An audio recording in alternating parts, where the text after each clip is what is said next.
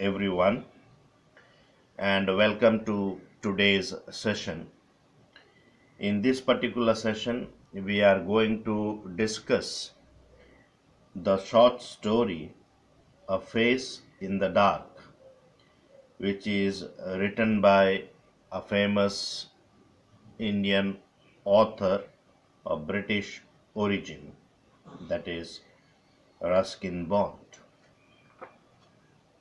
Now,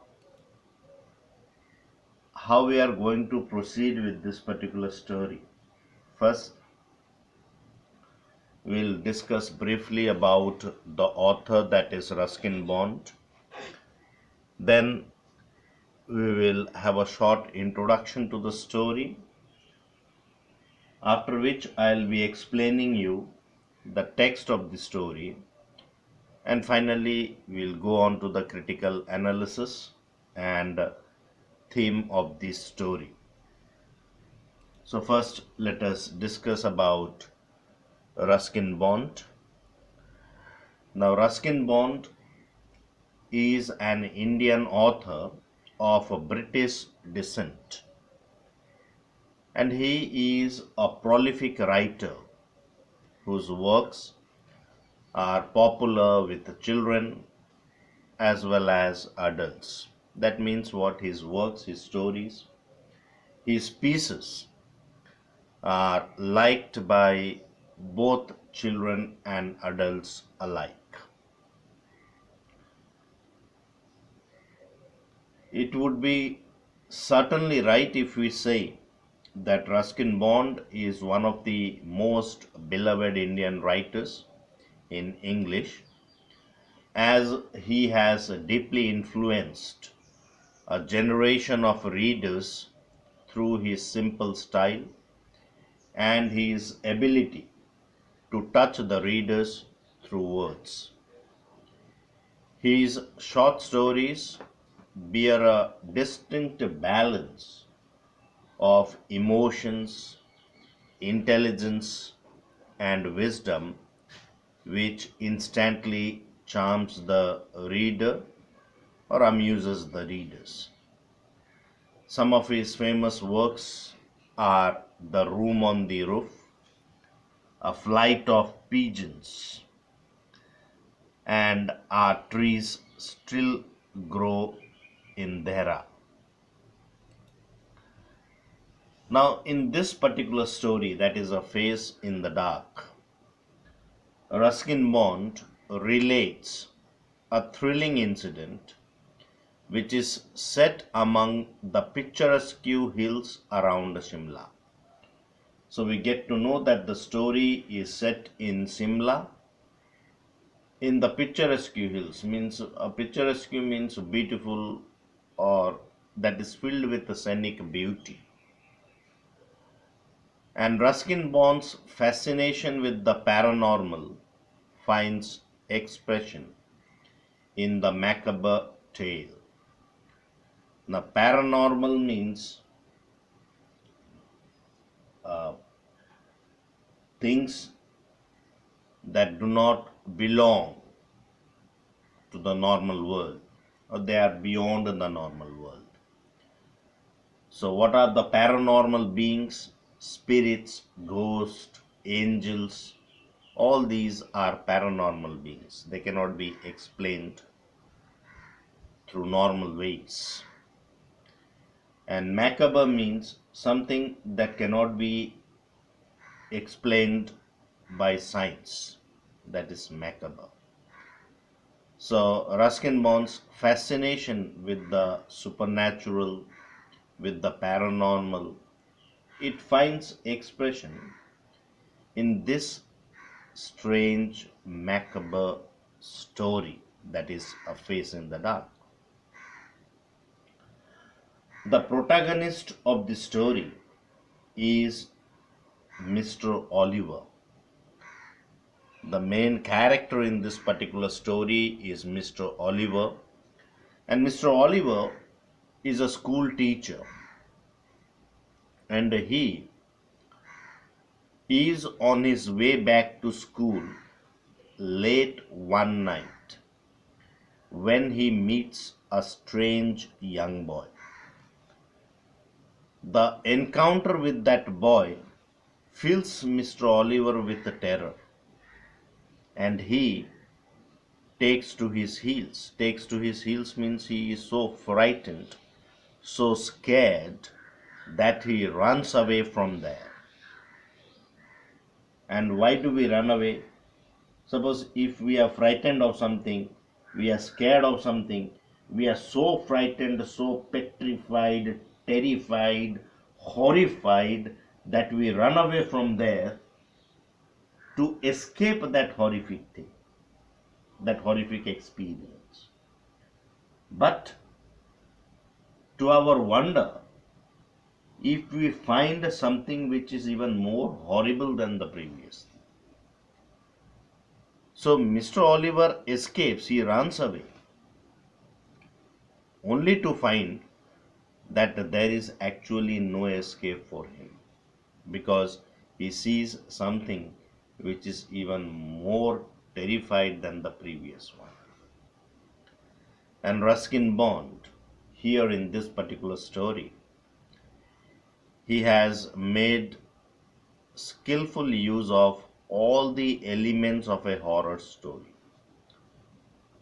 like fear, suspense, and mystery, to explore humanity's collective fascination with the dark.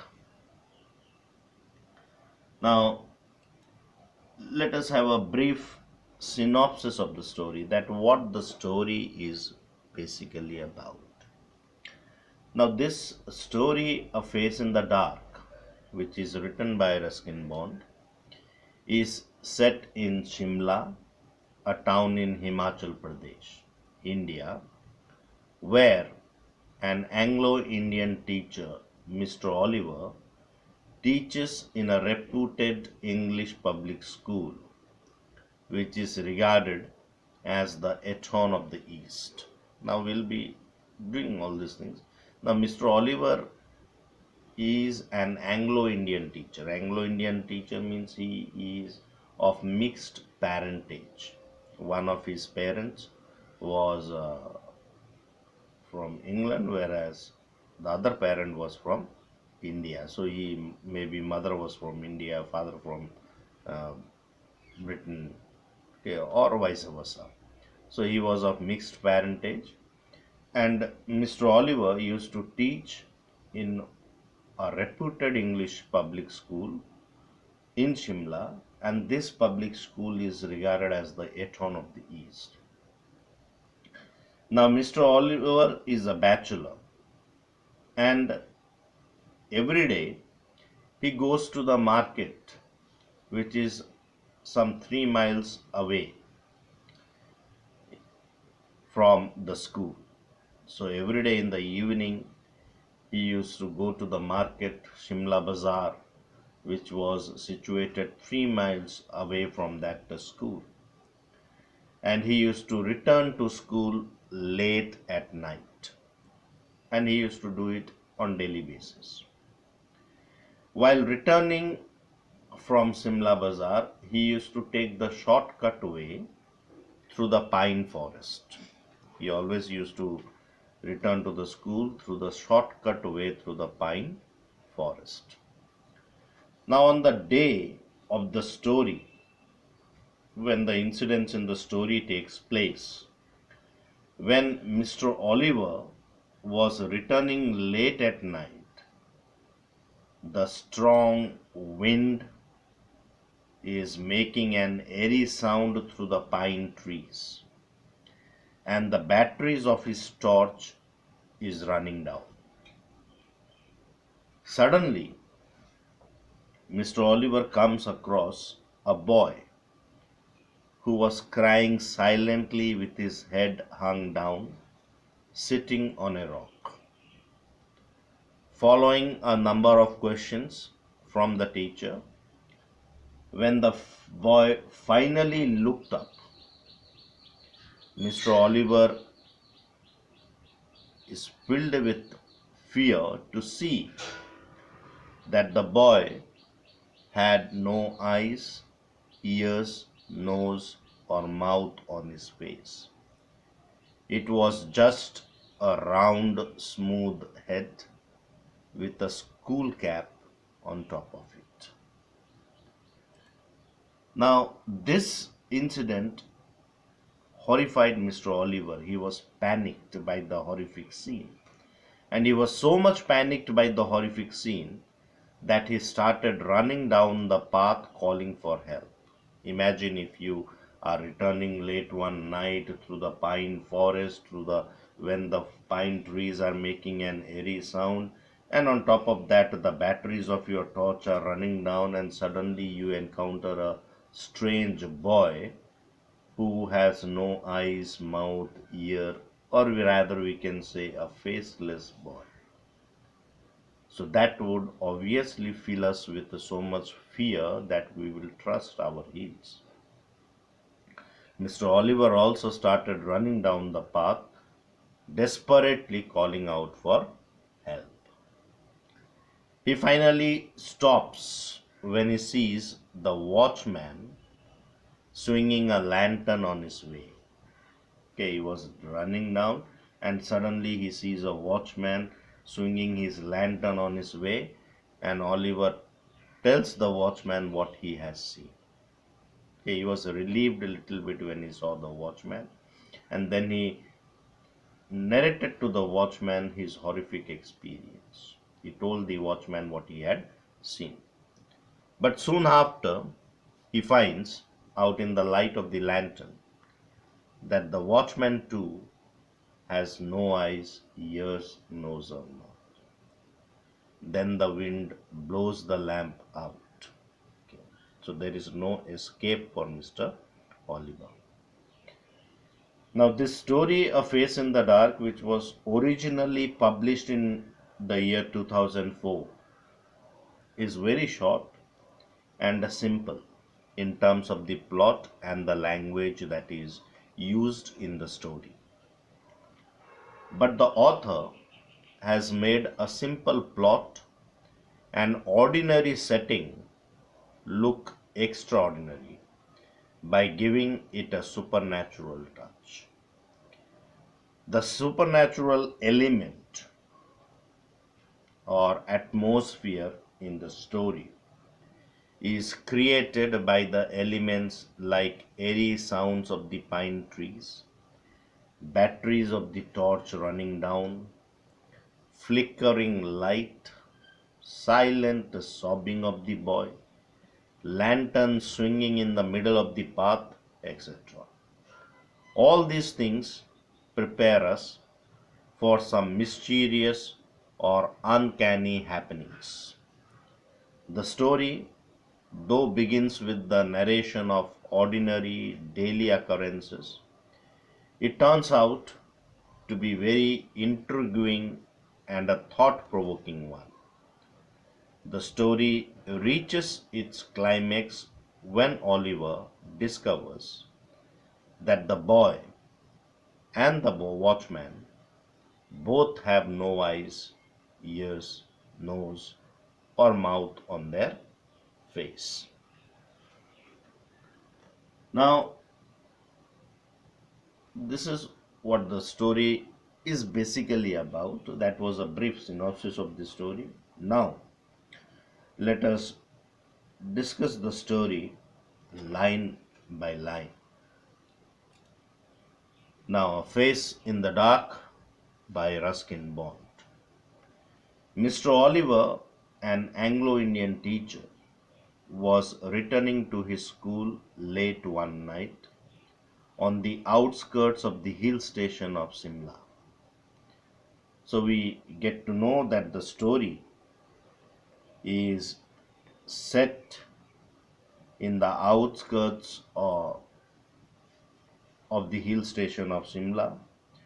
Now, when you read the stories of Ruskin Bond, you will find that most of the stories of Ruskin Bond are set in the hill stations and small towns in the foothills of the Himalayas, away from the urban setting. And this particular story, A Face in the Dark, is set on the outskirts of the hill station of Shimla, where Mr. Oliver was teaching in a boarding school. Now, this particular school was 3 miles away from Shimla, which had some signs of urban setting. Simla had some signs of urban setting, like there were cinema halls, restaurants, and other shops, which used to be visited by Oliver in the evenings. So, according to the spirit of the story, the author has created an airy atmosphere in the story. It was night time, it was in fact late one night, and a strong wind was blowing that night. And we get to know a little later that the pine trees were making mysterious, sad sounds, indicating that something evil was likely to happen. And to make things even more worse, the batteries of Oliver's torch were running down, creating an atmosphere of fear and suspense. So, this particular Sue, so Mr. Oliver was an Anglo-Indian teacher and he was returning to his school late one night, which the school was located on the outskirts of the hill stations of Shimla. So it was located little away from the main city of Shimla. From before Kipling's time, the school had been run on English public school lines, and the boys, most of them from wealthy Indian families, wore blazers, caps, and ties. So, from before Kipling's time, Kipling here refers to Rudyard Kipling, who is the author of the book, The Jungle Book. So, since that time, this particular school, which was in the outskirts of Shimla, it used to run on the ground on English public lines. That means it was a English public school and it was meant for the elite section of the society. We can easily make out that it was meant for the uh, elite section of the society, as most of the students, boys, studying in that particular school, they belong to wealthy Indian families. They used to wear blazers, caps, and ties. Okay. And the Life magazine, which had a feature on India, okay, it mentioned, had once mentioned this particular school in Shimla as the Eton of the East. Okay. So this school was mentioned as the Eton of the East. Now, in the story, the school in which Mr. Oliver was teaching has been said to be described by Life magazine as Eton of the East. Now, here a comparison has been made between Eton College, which is one of England's most elite public schools, founded by Henry VI in 1440, and the school in Shimla in which Mr. Oliver was teaching. So, Eton of the East is actually a public school, a elite public school in England, and it was founded by Henry VI in 1440. And here the boarding school of Shimla has been compared with the Eton of the East. Why? Because this was also a public school and it was meant for the elite section of the society. And the Simla Bazaar, with its cinemas and restaurants, was about 3 miles from the school. Okay, the main Shimla market was 3 miles away from the school. Okay, and Mr. Oliver, who was a bachelor, he had nothing to do after the school hours. So, therefore, he every day he used to take a stroll to the town. Stroll means he used to go for a walk, okay, a leisure, a relaxed walk to the town, and he used to go in the evening and return often after dark. And while returning, he always used to take the shortcut through the pine forest. Okay, instead of following the main path, Mr. Oliver used to take a shortcut through the pine forest. And the day on which this incident in the story takes place, that particular day, there was a strong wind. And when Mr. Oliver was returning to his school, taking the shortcut through the pine forest, it was quite dark, windy day, strong wind was blowing, so it was quite dark. And the pine trees made sad, eerie sounds that kept most people to the main road. So, most of the people never used to take the shortcut. They used to keep to the main road. Why? Because these pine trees used to make a scary atmosphere. They used to make a sad, eerie sound which used to scare the people. So here we see that the pine trees have been personified because they have been endowed with the human quality of making sad and eerie sounds. However, Mr. Oliver was brave. He was not a nervous or imaginative man. He always, first thing is that he always used to take the shortcut. Why? Because he was not nervous or imaginative like other people. And secondly, he always used to carry a torch with him. And in the gleam of the torch, he could clearly see the path.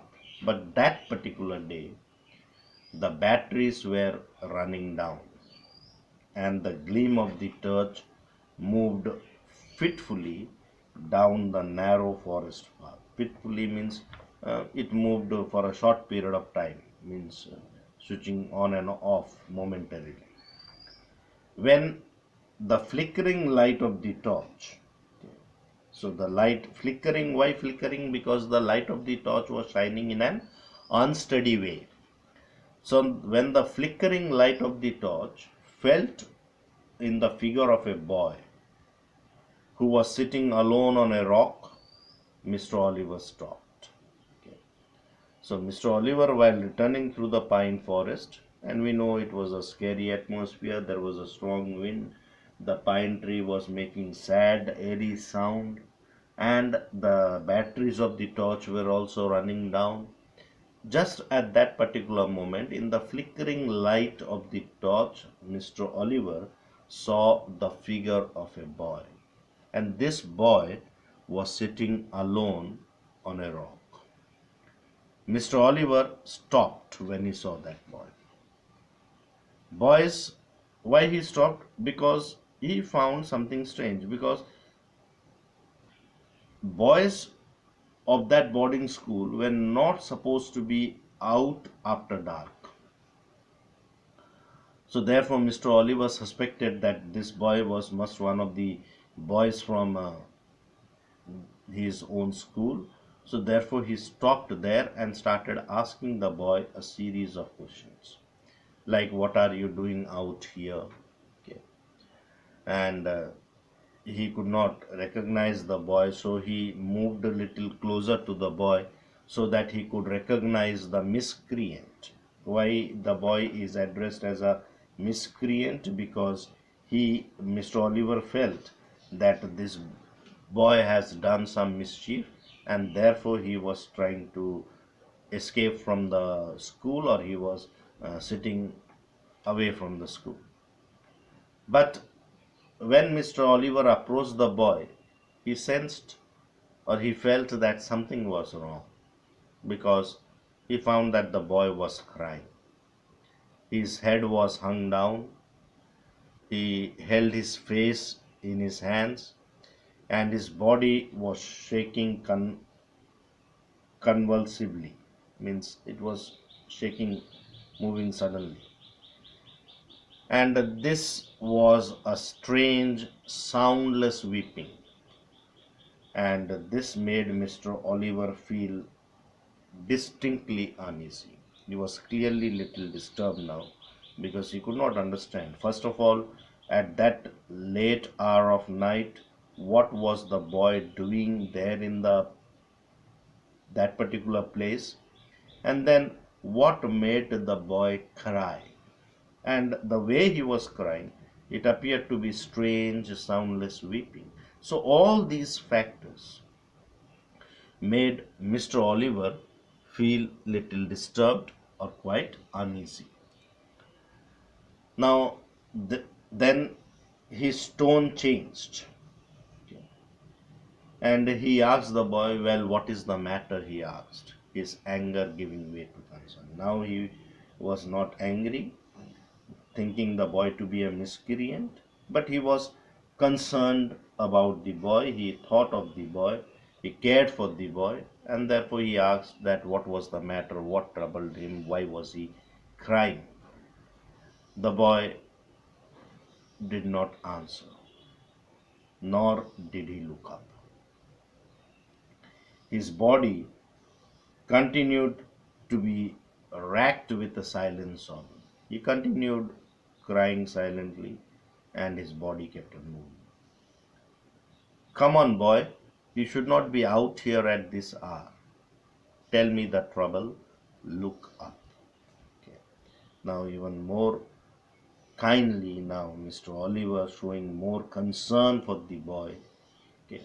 He told the boy that he should not be seen out there at that time of the hour, and he asked the boy to share with him his trouble, and he ordered the boy to look up at him. And the boy looked up. When the boy looked up, he held his hands on his face. He took his hands from his face and looked up at his teacher. The light from Mr. Oliver's torch fell on the boy's face. Though it was a flickering light, but it fell on the boy's face, if one could call it a face. Why? We cannot call it a face, because that particular face had no eyes, ears, nose, or mouth. It was just a round, smooth head with a school cap on top of it. And that is where the story should end. The story should end here only. We could guess what would have happened. Okay. That Mr. Oliver would have utterly been frightened, he would have been scared, he might have lost his senses, he might have fainted there, and the story should have ended there. But no, the story did not end here for Mr. Oliver. Now, when Mr. Oliver saw that face, the torch fell from his trembling hand. He was so scared that his hand was trembling, and the torch fell from his hand. He turned and scrambled. Okay. He moved with urgency, panic, started running down the path in panic, running blindly through the trees, and desperately calling out for help. And he was steadily running towards the school buildings when he saw a lantern swinging in the middle of the path. So he could see that there was a lantern swinging in the middle of the path. Mr. Oliver stumbled there. Stumbled means he bumped into something, he bumped into somebody accidentally. So he stumbled up to the watchman, gasping for breath. Okay. Means he was breathing loudly with his mouth wide open because of surprise or pain. And the watchman asked Mr. Oliver, "What is it, Sahib? Has there been an accident? Why are you running?" The watchman, unable to understand, that what had made Mr. Oliver panic so much, why was he running, has there been any accident? Okay.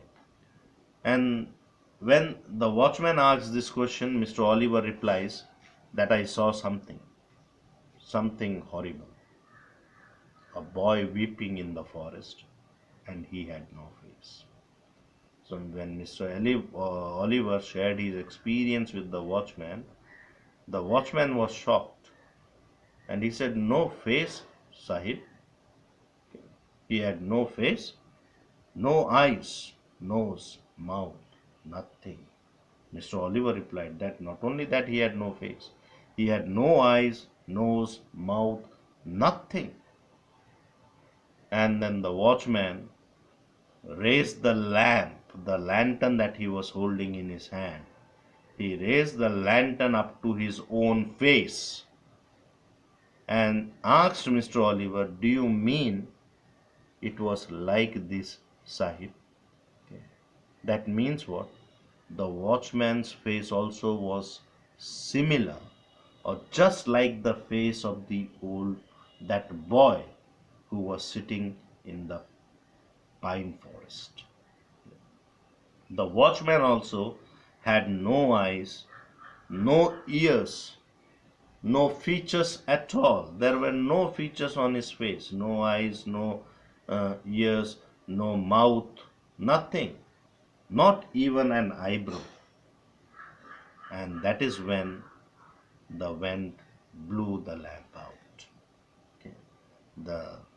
That is when Mr. Oliver saw the face, that blew the lamp out.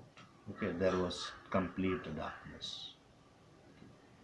Now, blew the lamp out, actually, really, it blew the lamp out, or Mr. Oliver fainted there. Anyway, what happened to Mr. Oliver at the end of the story, that is not disclosed to the readers. This is where the story ends. Now, let us discuss some other aspects of the story. Now, as far as we know, now obviously this story deals with the paranormal incident, because we find that in this story the boy and the watchman both were faceless, and this is a supernatural incident.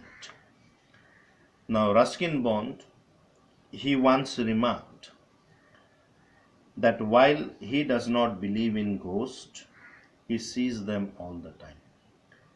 Now, Ruskin Bond himself did not believe in any supernatural incident or elements. He had no belief in ghosts, but at the same time, he admits that he sees them all the time, everywhere. He could see them in the woods, in a bar, in a crowd outside a cinema. Okay. So therefore, it is not surprising that this realm of the supernatural, means Ruskin Bond believed that though he himself did not believe in supernaturalism, but he believed that there are supernatural beings and one can see it everywhere. And this realm of the supernatural finds an expression in Ruskin Bond's stories. Not only that, he also skillfully uses scary, frightening techniques in his short stories, which deals with the supernatural, and thus it shows the seed of fear and suspense in the minds of the readers. According to Ruskin Bond, these macabre tales, these stories that cannot be explained through scientific knowledge, these stories raise the possibility of another layer of life outside our material selves, something of the soul force, the aura of a person that lingers on after the body is no more. You see, we have cremations, Hindu cremations, and all cremations, you see, it goes on for a number of days. It is not that a person dies and that particular day itself the body is cremated and everything is done with. No, it continues for a number of days. Why? Because there is a belief that the soul of that person, the aura, the smell of the person lingers for several days even after the body perishes or is no more. These supernatural stories can be said to be an attempt of the author to find an outlet for one's loneliness. It is the loneliness and fear that leads a man to imagine the presence of ghosts and other supernatural elements. And this story, A Face in the Dark, has use of supernatural elements. Mr. Oliver, who is the central character in the story, has been described as a man who was not given to nervousness or imagination. That was perhaps the reason that he had been walking through the forest on his way back to school from the Shimla Bazaar every night for several years. On that particular night, it was dark and stormy, and because of being a bachelor and lonely, it led him to imagine something supernatural like a man without a face, a kind of a ghost. A boy's school cap might have been lying on a rock, which Oliver, in the flickering light of his torch, imagined to be a boy without a face. Again, it was his fear that made him imagine the watchman too as being faceless like the boy. The story ends with a sense of ambiguity, means there is nothing certain. The ending of the story is quite ambiguous as the readers are left with many questions, unanswered questions. So the story ends with a sense of ambiguity, making the readers ponder over the question whether it were ghost which Oliver encountered in the pine forest, or whether it was a prank played upon him by a mischievous student. So nothing is certain. And another interesting aspect of the story is that this particular short story, A Face in the Dark, it has different layers of meaning. On one level, the story can be read as a paranormal one, with the faceless boy and watchman as two ghostly figures haunting the protagonist, that is Mr. Oliver. Whereas on a deeper level, the story can also be read as a story that reveals the mysteries of human experience. Ruskin Bond believed that no matter how rational a person is, there is always an element of superstition in his mental makeup. And though it is said that Oliver is a man who is not nervous or imaginative, yet it is possible that out of his fear, anxiety, or loneliness, he might really be imagining some strange things. It is ironical that Oliver gets to see the face in the dark, and when the torchlight falls on the boy, he is rendered faceless without any nose, mouth, eyes, or ears. It can be deduced that human beings, like Mr. Oliver, experience bliss in ignorance. Till the time he is not aware of reality, he has concern for the boy. A moment later, the strange scene frightens him, scares him, and he runs away to save his life. So, therefore, we can say that the stories of Ruskin Bond generally have revelation of many moments of loneliness and anxiety. It can also be read in a way that Oliver, being a bachelor, was lonely and he needed company, but all he gets is faceless faces. It might be possible that Oliver is looking for friends or family, but he is not able to find them. All that he is able to find are faceless figures.